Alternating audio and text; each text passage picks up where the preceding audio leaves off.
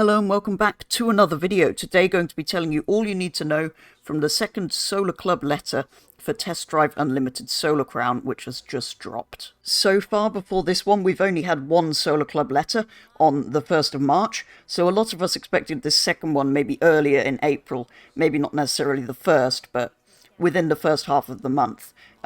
So before this, basically. But it is now here and gives us a whole heap of new and exciting information, mostly relating to the map, which, as we know, is set on Hong Kong Island. As they say here, it's recreated to a 1-to-1 scale, which they have told us previously, just like all of their previous games have been, which is kind of why it's called Unlimited, because you can drive anywhere within the island it's set on. They go on to tell us about the various different landscapes we can enjoy on Hong Kong Island, and how the different environments will require different vehicles and skills, from wide open highways to dirt trails, they say here.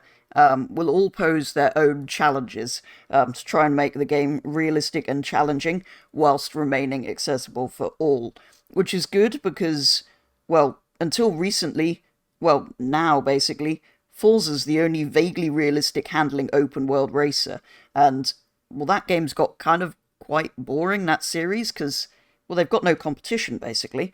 So Test Drive hopefully will bring that competition, because it will theoretically be a good handling open world racer, possibly even better handling than Forza, but we'll have to wait and see about that. They also confirm dynamic weather and time of day system, which is great to see, but kind of expected in most games. So yeah, good to see that confirmed, and that it'll affect the behavior of the car you're driving. They do also mention that you may need to change your tyres and gear ratios, so that suggests to me that there might be some different tyre compounds as upgrades, which would be cool to see, and tuning gear ratios suggests there's kind of more fine-tuning once you've upgraded your car, which is great to see confirmed. And they also say don't forget to turn on your windscreen wipers, which is one of these kind of car functionality elements that Test Drive's always done so well. So hopefully not only will we have wipers, I hope we'll also have windows, convertible tops, indicators, all of this sort of stuff. Maybe some driving modes as well. But the fact they're saying that we need to turn on our windscreen wipers suggests that there might be some car functionality that we can control, which would be great to see return. This section finishes with them telling us how there will be 370 miles of roads for us to enjoy, some of which they have added. They've kind of adjusted footpaths and things to make it more drivable. But that is incredibly exciting when it's packed into such a small island like this. That's actually a pretty good and pretty dense road network. As we saw in the previous letter, we also get some notes from creative director Alain Jarnou, who tells us about the 1-to-1 scale map, which they did to retain as much realism as possible and to be kind of as true and representative of Hong Kong Island as they could be, and how their experience working on the WRC series and the TT motorbike series has helped them create these super realistic environments, which I have to say the WRC games always do fantastically at making great environments for their rally stages. So if they've brought anything like that level of detail to this map, which looking at the screenshots I think they probably have, it will be an incredible place to explore. And like I say, it's pretty dense as well, with lots of roads and lots of detail packed into it. So hopefully that's what it will be like. And this is where he kind of talks about some of the footpaths and things have been kind of turned into roads, so that we can, here we go, walking and hiking paths in small mountain roads that a car can use. So they've kind of taken their creativity to turn some of these routes into roads to make it a more enjoyable driving game, hopefully. Similarly, they've done light redesign on some of the thoroughfares and things in the cities to make them work for fast cars, whilst not changing them too much, because they want to respect the identity and keep the realism of Hong Kong Island. So yeah, some roads have been slightly widened, which makes sense as long as they aren't Forza levels of widened. Let's hope they haven't gone over the top with this, because it's nice for it to feel kind of like a realistic sized road, whilst maybe being slightly more drivable than in reality. They also say the map will be incredibly dense. I think they may have a lot packed into it, not that it's very stupid. And it will be made up of 14 districts. Each will have their own activities, events, and collectibles. And they also confirm the return of wrecked vehicles.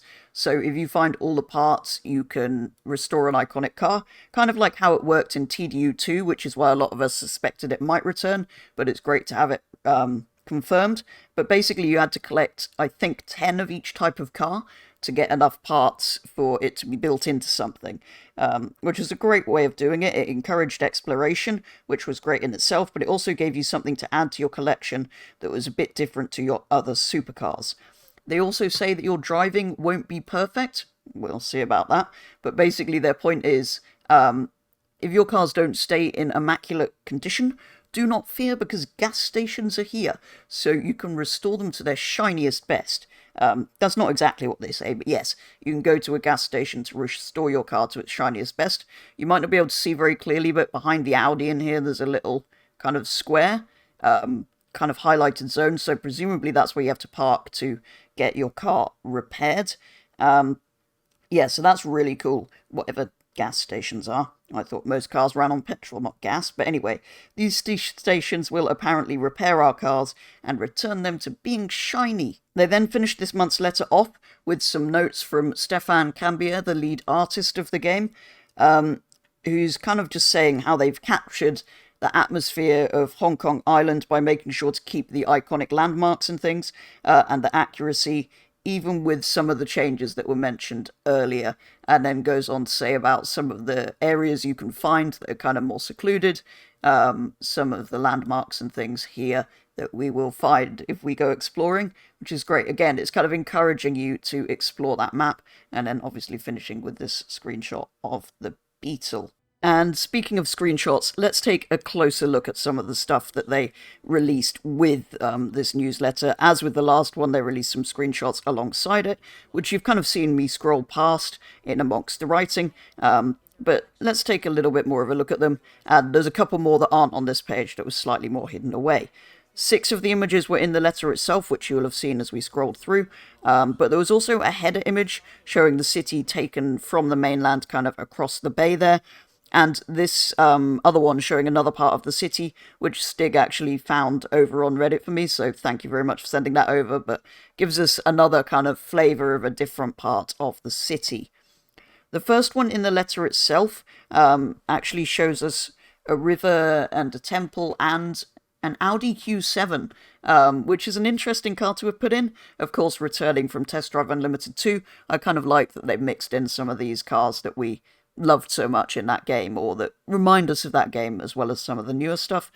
The second image shows us the already confirmed Ford Raptor on a narrow dirt trail, presumably on one of the widened footpaths that they mentioned earlier.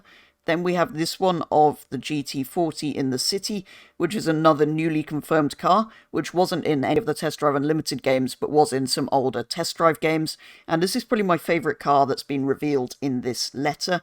I think one of three that's are newly confirmed in this letter.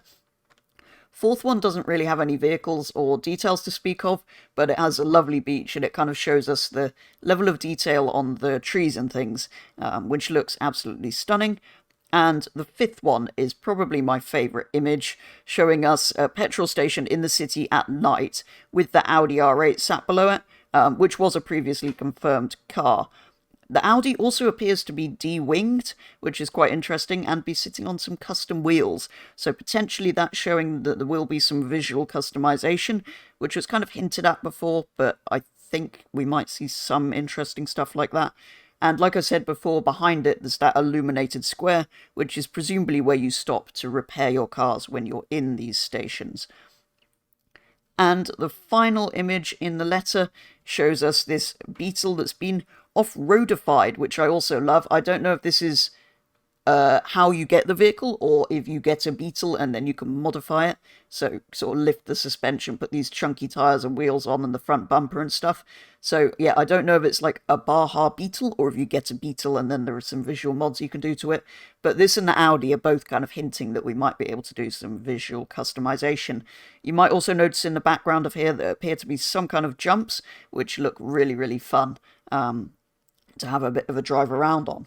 Hopefully then this letter and these images give us some idea of what our Hong Kong Island playground will be like. I can't wait after reading this one. I have to say they're doing a great job with these newsletters. After not being the best with giving us information for a while, it is really good to see that they're rolling these out every month, and with quite a lot of information in each one. So hopefully they continue in this fashion going forwards.